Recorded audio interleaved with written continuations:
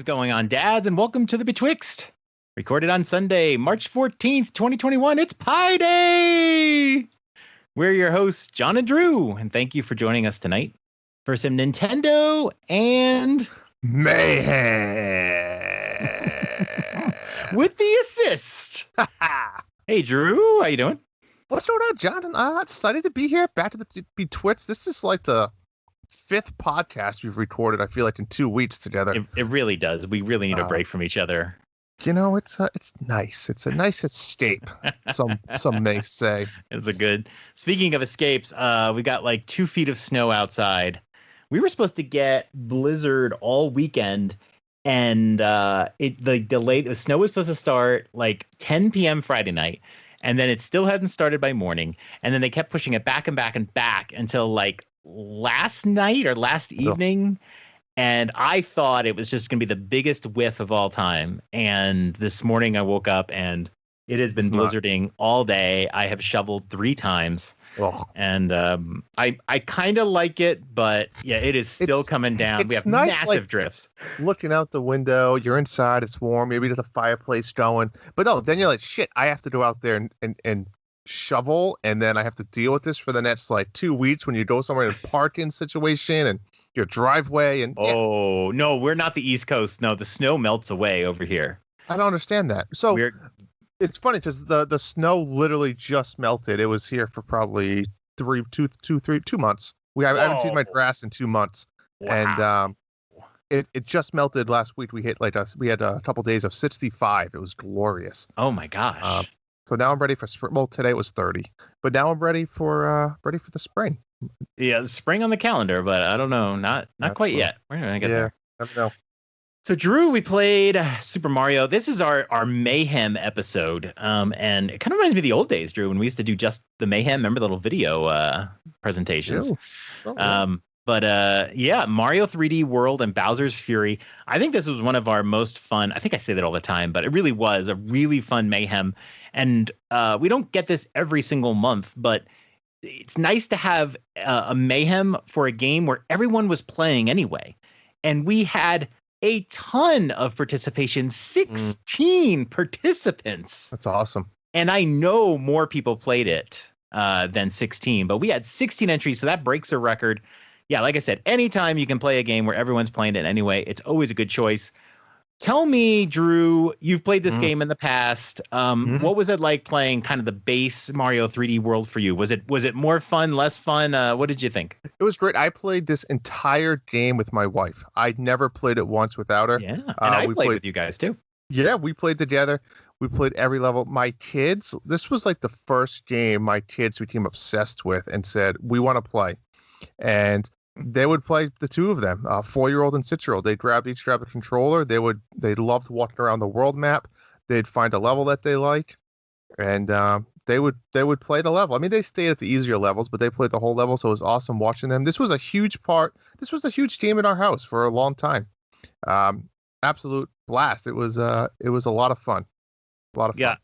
Yeah, and it's a game where having your kids play can actually help you get some of the stamps too. Yes. That is true. Well, I didn't go down that endeavor, but we'll just leave it at that. Yeah. This was a game that I 100%ed on the Wii U with all the characters, and when it came out, I said, I'm gonna play Bowser's Fury, but I don't think I want to play Mario 3D World. And of course, right away, I was playing Mario 3D World even before Bowser's Fury. And yeah, next thing I know, I'm just playing dozens of hours of Mario 3D World. And you know what? I know some of the comparison videos showed it actually performs better on the Switch than the Wii U, which is not a surprise. Yeah. But they actually kind of sped it up a little bit. So like running, you actually run faster. Walking, you walk faster. It's just a little more speedy of a game. And I don't remember the Wii U version well enough. But I mean, man, like this game, like Marty always says, this is the best 3D Mario game. It's awesome. It really is. It's so much fun. There's so much diversity in the levels. Yeah, you know, you're not going level. There's like the Captain Toad levels. There's just some really like dingbat levels, little boss levels, which are kind of dumb. And then like when you get later in the game, you can get through them in like 5 seconds. Literally, you can just beat the boss that quickly. But they really do like help break up the monotony. They do. And then those mystery house levels where you have to get through 5 or 10 in a row. Yep, awesome. There's just so much variety to the game. The graphics look great. It just had a blast, and yeah, I'm just really happy they re-released it. And my son loves this game. He just loves playing as Toad. I never remember how that Toad is so fast in this game. He's so fast. It's awesome. He's a burner. Now, tell me, what did you think about? We talked about this a little bit on the last episode, but what did you think about Bowser's Fury? Yeah, at first I was skeptical, and I liked it, but I ended up loving it. I ended up 100% in it, got all 100 shines. Mm-hmm. Yeah, it was cool. It almost reminded me, for whatever reason, of like a Mario 64, and I say that because I feel like there was a lot of vertical climbing, right? And I think that has to do a lot with the cat suit and things like that. But I feel that a lot of the levels were vertical, where I think back to N64, a lot of those worlds were kind of vertical as well, climbing in some type of mountain in a way. Mm-hmm. But it was great exploring these things. I think they did a really good job introducing different items and, Plessy. My kids loved Plessy. Who doesn't love Plessy? I do not. I'm not a fan either. But yeah, it was. I don't know. I still am unsure about the open world type format of it. Not that it held anything back. I just like walking into a level and knowing my mission, whether it's a flagpole or finding that star. I like the mission, and I feel like it was a little maybe less handheld, right? It was less hand holding and more exploration and more explore these different islands and just see what happens. Yeah, I know what you mean. There were some that, like, when you needed to get cat shines, right? A lot of times you were, especially early on, you can just wander around, and sometimes you'll just like find one. Mm-hmm. But other times there were like a few moments where you're like, well, what do I have to do? I liked that you can like open up the map, and like you might see an island and there was like 3 cat shines and you got them all. And then later on you look at the map and there's a new one there. And it felt like it should have been a little bit more frustrating to go, where do I find the next one? But it really wasn't. Sometimes you get there, there'd be a blue button and you'd know, okay, I have to do the blue coin challenge. I don't know, like after a while, it just was like, go to the island, and it really didn't take long to find it. Yeah. I enjoyed the format. The islands, it wasn't fully, I don't know what the definition of open world is, but it wasn't fully open world because most of the time there was like oil slick covered worlds, and so you couldn't get there until it opened up. It had that Mario Sunshine feel. It did. But what do you like? I keep hearing everyone's opinion on this. They say the same thing, that this is like the future of the Mario franchise, that we're going to see a game in a bigger model of this game for the next one. I mean, I don't know. I mean, if you think about the modeling of the actual game, right? I don't think there's anything too different here than a Sunshine or 64 or even Odyssey, except that you have, think of it of 3D worlds, right? 3D worlds, you have an overview map, and then and you go into the level. It's the same concept as if you have an overview map, and then you kind of go into these without having to actually push A. You're in the level. Right. I don't know. I mean, I think if you start opening it much bigger than what it was, you're going to have some issues with rendering and things like that. I will say, though, I think that for Switch me, Pro. At least, some of the earlier levels weren't as fun as the later levels. I think the later shines and stuff were a lot more or better designed, a lot more fun, at least for me.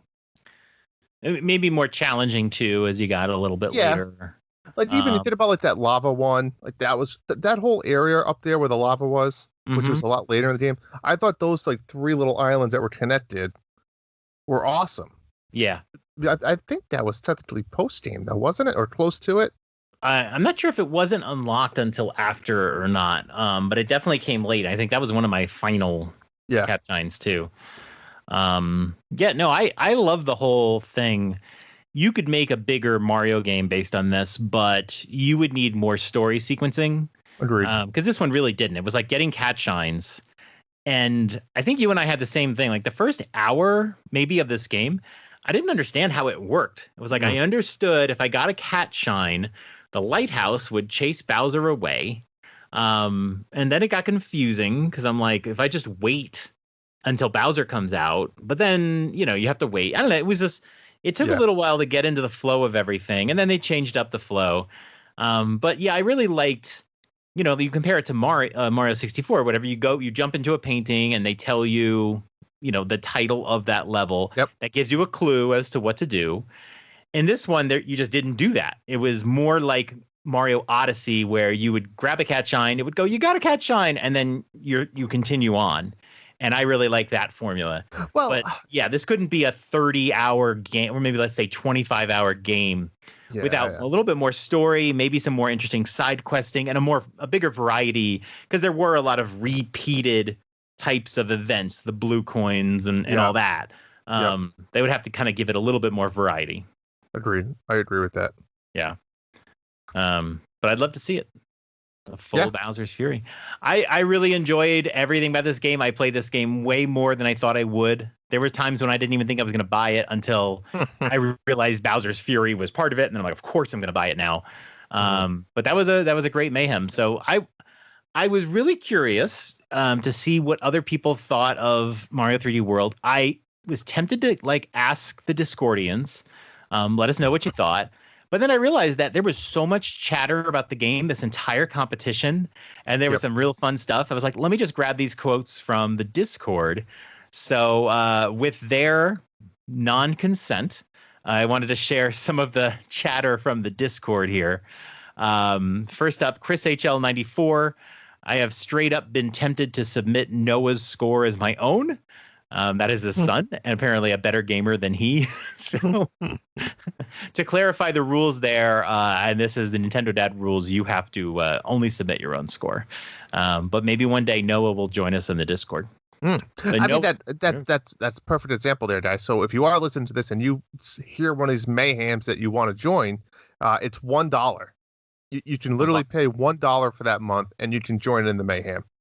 Right, and we had Bob Cousy join us for this Mayhem. Yes. Just because, this is Kevin now, just because he wanted to participate in this Mayhem. And now maybe he'll stay for $1 more into the next one. Oh, he's staying. He's not going anywhere now. He's stuck here. We have Hambone Johnny. I've been getting good with using the extra Joy-Con and jumping on the flagpole with both.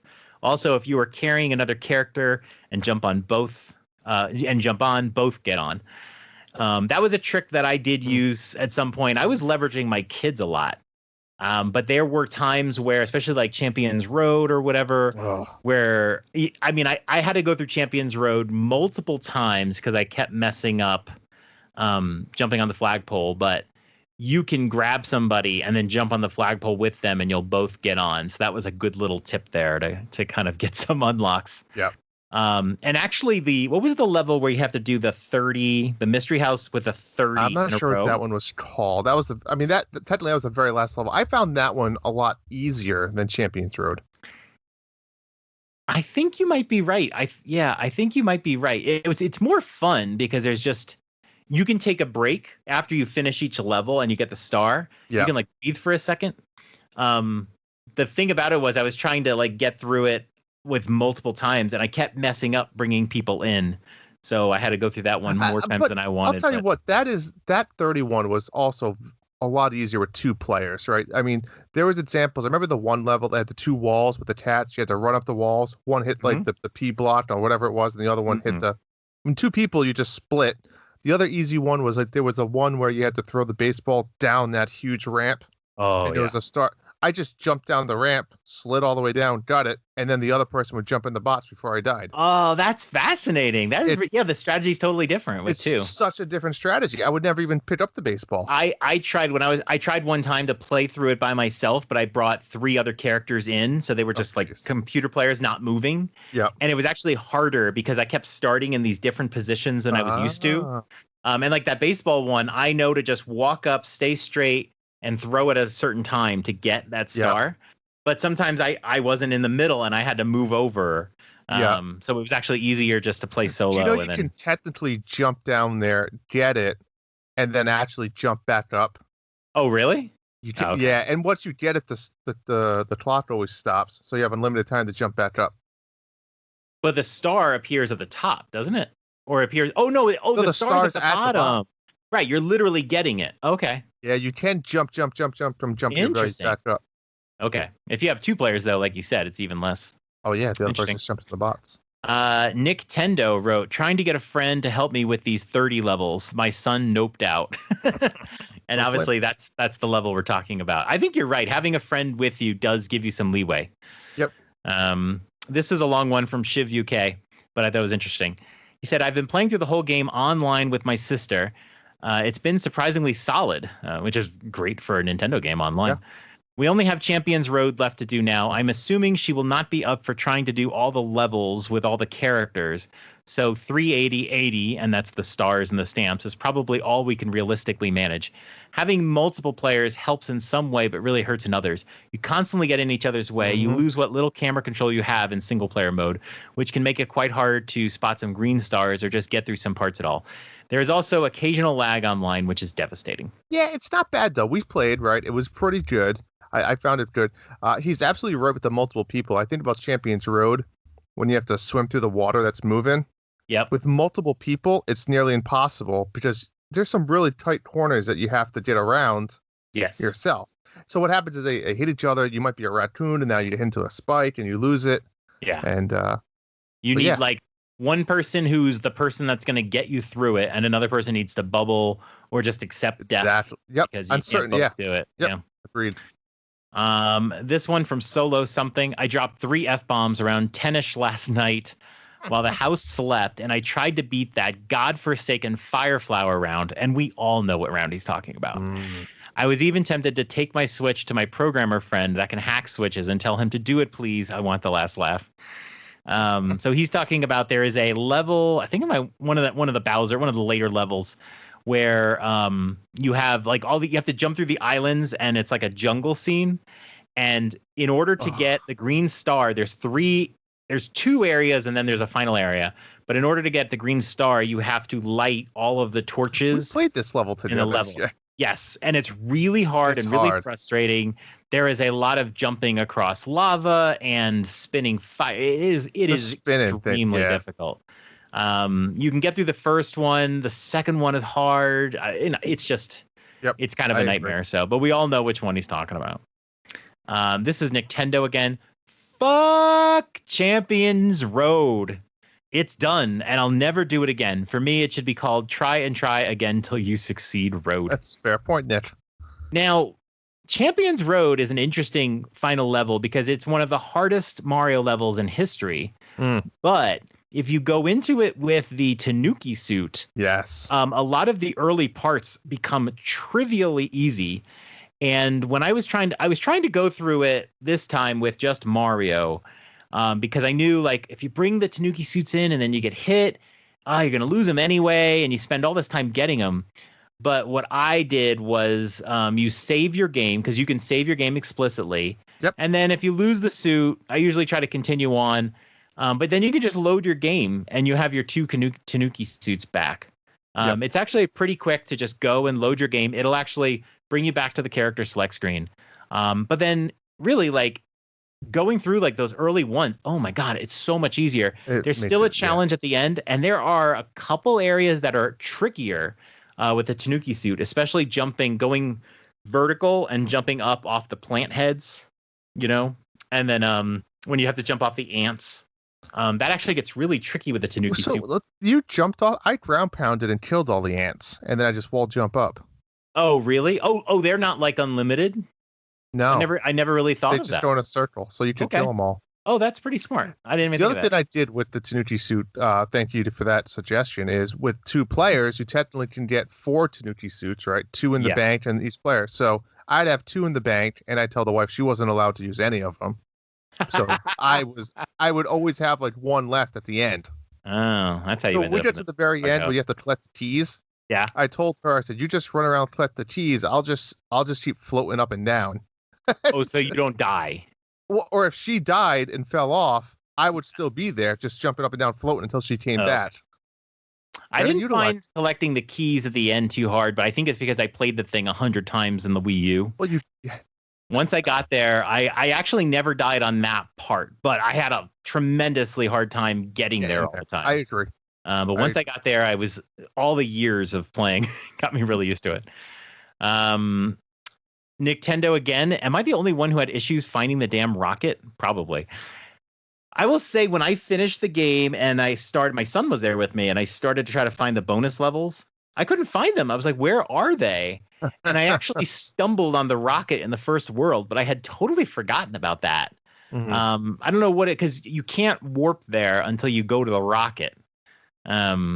Afterwards, you can warp to wherever new opens up, but I totally don't remember that at all. And I was like, what the heck? So, Nick, you're not alone.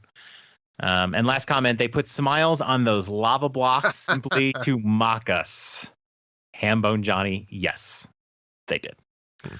All right, Drew. I think we've had our fun. Let's talk about results. Do it. We had 16 competitors. I said, our new record.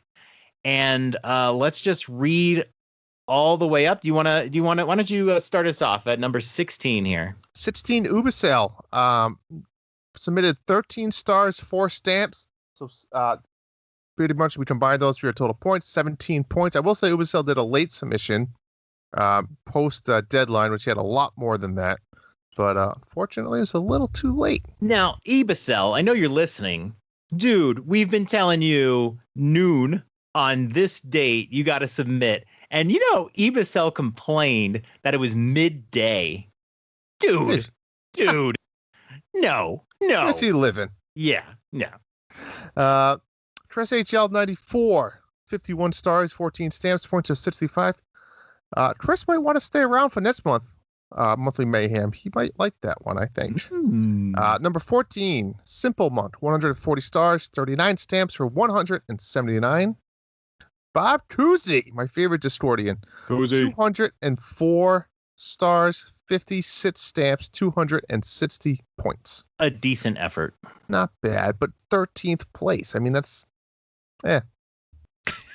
Laugher, Jesse, 193 stars, 50 stamps, 100 cat shines for 343 points. He started off. He was the one that was posting. Came in hot and then disappeared. I think Persona 5 Strikers stole him, and then he came in with his final score yesterday. He plays games like me though. I play heavy in the beginning, and then I never really. Once I'm done, I don't really go back. Number 11, Solo something, 347 stars, 78 stamps, 0 shines. Solo, if you haven't played Fury, God, I really hope you still do play it. It's something you want to try. Number 10, Crazy Greek Dre, 338 stars, 76 stamps, 55 shines, 469 nice points. Number 9, Frosticles, 43, 306 stars, 75 stamps, 100 shines for 481 points. John, bring us home. In 8th place, we have Phoenix Down, 357 stars, 78 stamps, 100 shines. Those are the toughest scores, Drew, because that's when you've kind of gone through everything and wanted to get through everything, but there were obviously 23 stars that were pissing him off. That's right. But I got him 535 points in 8th place. 7th place, Dat Fast, also 357 stars, 78 stamps, 100 shines. How does this happen? That's exactly. There must be 23 stars that we don't know about that are hard to get. Yeah, wow. Drew. 6th place, 380 stars, 80 stamps, 100 times. You can, if you've been playing this game, that is all the stars. Perfect. And kind of all the stamps and all the shines, and that got you 6th place. Disturbing. Well tied for, I'd like to say. Now I have a question about this score because this has come up. So the last 5 stamps of the game you get by beating every level with one character. So if you have beaten every level with Mario, you get the Mario stamp. Correct. And Toad and Princess Peach and Rosalina. Now, did you have a character that you used all the time? I used Mario. You know what? I actually had 81 stamps. I don't think I submitted the right score, but it's irrelevant. Okay. I did. You're not the only one to do 80, by the way, but it means that everyone probably had a main character. Yeah. And so I always thought 81 was kind of the base level. But what it is though? Sometimes you unlock Rosalina, spoiler alert, and then it's like you try her the very next level. So it might be like only a couple levels. Mm-hmm. And then there's the random levels, and then you're like, well, I have never tried Luigi or never tried Toad yet. Let me try them. You know? And you don't want to go back. Yeah. I But I should be very close I think I might actually have 82 because my wife played with Peach every level as well. Maybe, but you're in 6th place today, Drew. Yeah, well. Sandy Rod, 64. Again, 380, 80, 100, 560. And then Shiv UK, 380, 80, 100. So we had a 3-way tie for 560. So I'll correct it, Drew. You tied for 4th place. Yes, thank you. Good job. Now the top 3. Nintendo. What an effort. 380, 81, and 100. Mm-mm. So clearly he kind of did what I did, which is let me just at least get that one stamp because I was using Mario for the most part on every level. Like I said, I think I did go back and do it. I just probably never took a picture, but that's fine. Yeah. In 2nd place, Zablanc, me. 380 stars, 85 stamps, 100 shines. I did not think I was going to go for all the stamps because I had done that on the Wii U, but I am stupid and I didn't have much else to play and I went for it and perfected everything.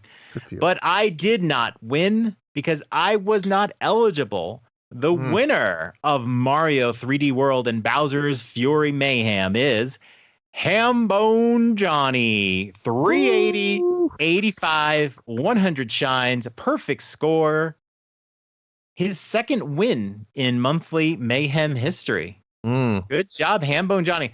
His other win is the Metroidvania Mayhem that we did with those 3 games.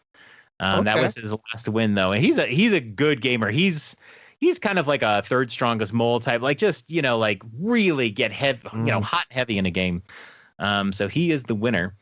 So what we did was we took, all your points, they become lottery balls. And oh my God, Drew, there were a lot of balls. Balls everywhere. I mean, it was just like, they were everywhere. They were on your face. They were below your pants. They were just jingling everywhere. I ran the random number and it took me a little while to calculate who won.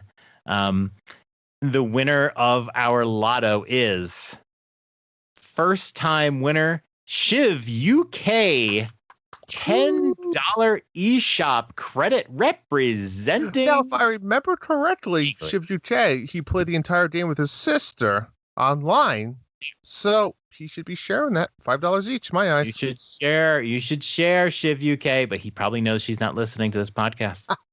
That's true. Smart. Don't tell her. So congratulations, Hambone Johnny. You got $15. Shiv UK, you got $10.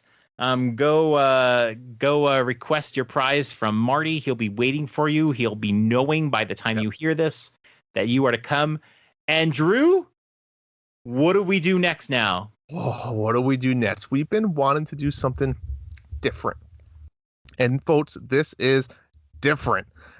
There's no big, AAA games coming out right now. Well, there are, but we don't want to do those, right? We want to be something different. We want old school. We want retro. We want fun. So what are we doing, John? We are going to head over to the NES Online, right? So we're going to go over to the Switch. Stand by. And I'm excited. Are you excited for this? I am super excited. This is going to be a totally different kind of matchup. We had actually considered Monster Hunter Rise. Because I know a few people will be getting really hot and heavy into that one, but it's a big time commitment. And I don't even, sometimes we ask people to put in the time, like with Mario 3D World, but not multiple months in a row here. So we want to do something a little bit more fun and different. And why don't you tell us a little bit about. So this one is going to work very different. We're going to be starting today when you hear this podcast, and it's going to run. It's going to run till the middle of April. But here's what we need to do. We need to know if you're partaking in this mayhem, right? This is something we need to know up front. So you're going to have about 7 days or 5 days, really, March 21st. So by March 21st, which is Sunday, we didn't do midnight Eastern time, right? No. Give or take. No? Yeah. No, noon Eastern time. Noon Eastern time. Midday, Ibisel. Midday. So March 21st, noon. You need to tell us if you're playing in this monthly mayhem, and here's why. This is going to be 4 rounds. We're going to take all these competitors. We're going to put 4 rounds together. Each round is going to run 1 week. And we're going to kind of do this crazy bracket type tournament style. where there's going to be co-op challenges. There's going to be verse modes. There's going to be time-based solo contests. And every round will be a little bit different. You'll be paired up with somebody else, and they're all going to be NES online games only. So you do require to have NES online through the Switch, and you will be playing online as well as offline games with lots of different twists that come out.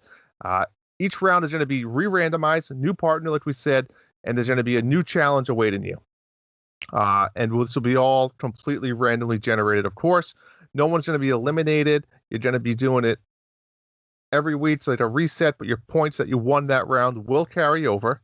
And first place, again, will whoever has the most points will get first place. And then, as always, second place will look at whoever has the points and do lottery ball. And if we have a tie for first place, we are going to be coming up with some sort of tiebreaker. Oh, 100%. So I'm kind of rooting for one here. Me too. We'll have to make sure the points can equal that way.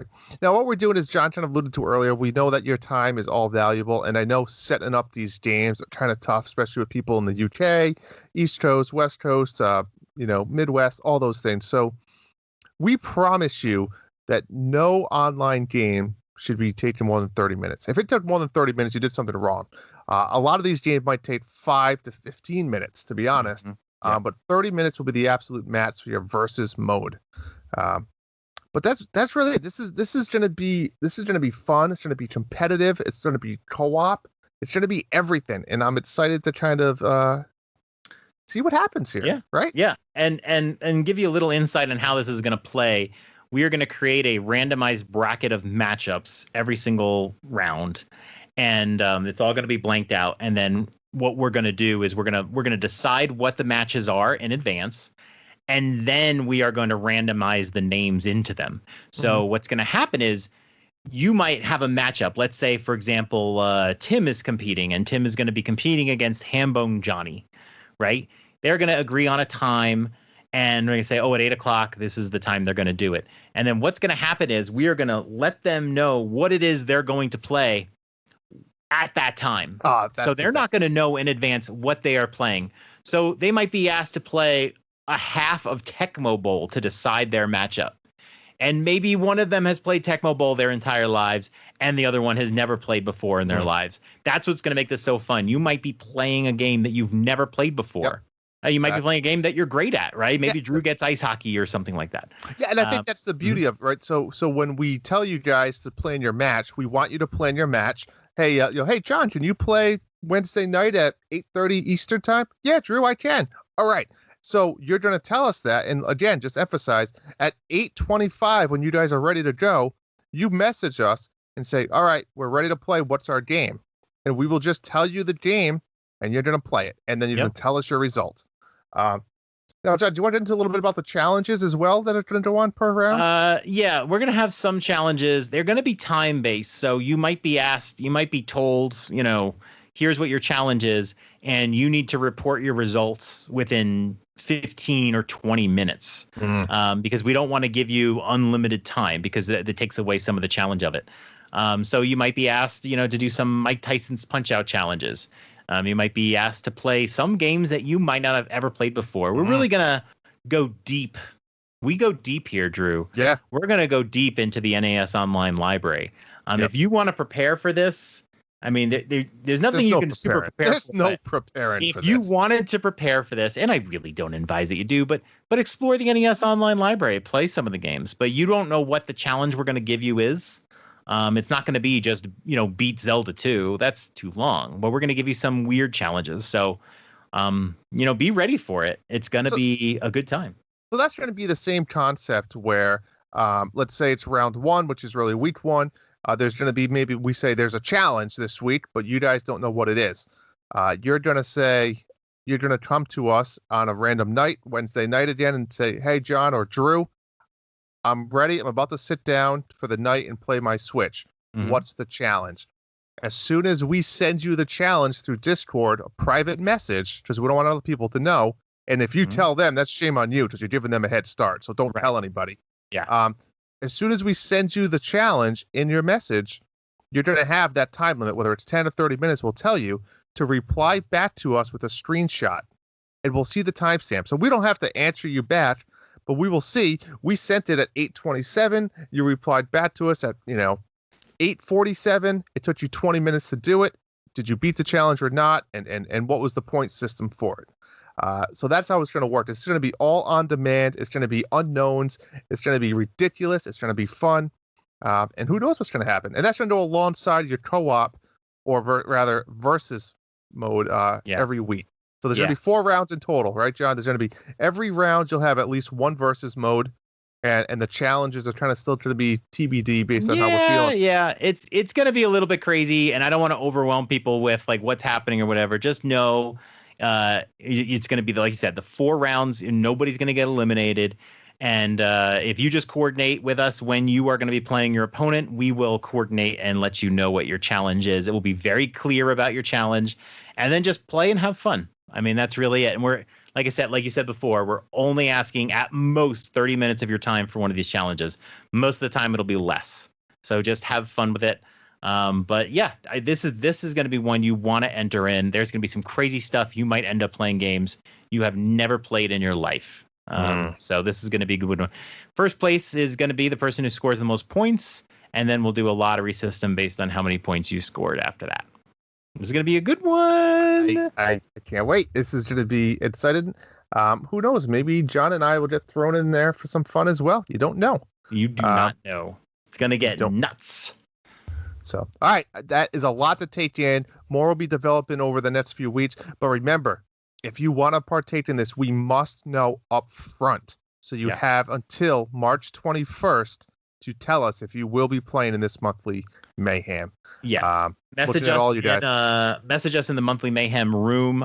Message me, Zablanc, and Drew, just to make sure that we get it, and we'll add you to the list. We just need to have your name in by noon so that we can prepare that bracket pretty quickly, and we'll actually be getting started right away. Every noon time, every Sunday at noon, we'll be starting a new round. I want at least 10 people. I want 10 people for this. Oh, if we can't get 10 people, there's going to be 10 people, man. I want 15 people. All right. 15. All right. Where are you at? All right, John, that's it. I'm good there. I'm ready for Mayhem. I'm ready to get it going. That was great. I'm really excited for this one. It was good to do another Mayhem video. It was really good. I feel like it's like old times, Drew. Yes, indeed. That's how we got started together. All right, but we'll be back next week with a full episode. Until then, take us away, Sadie. The Dads After Dark show is a part of the Nintendo Dads family of podcasts. You can subscribe to us anywhere podcasts are available, including iTunes, Google Play, Spotify, and Stitcher. Be sure to join us on the Nintendo Dads Discord in the Dads After Dark show channel for some naughty After Dark talk. Follow us on Twitter at @NDadsAfterDark. Ask us a question, and we may answer it on the show. That's all for tonight. Good night, Dads. Sweet dreams.